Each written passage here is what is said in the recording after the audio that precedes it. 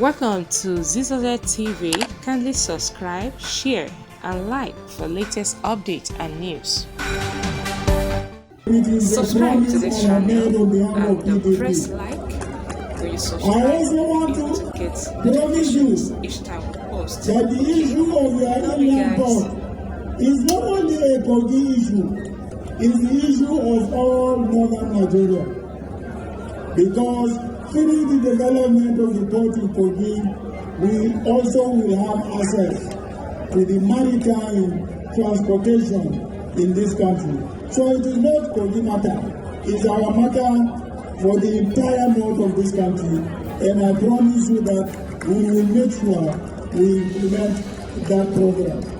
Let me also assure you that if you vote for PDP, there will be no more salary arrears in Kogi State. Lie. Because we will support Kogi State to make sure that nobody is owed any salary. What I have seen from Mopajana up to Lokoja is thousands and thousands of young men and women. We will give you jobs. If we don't give you jobs, we will give you businesses to do.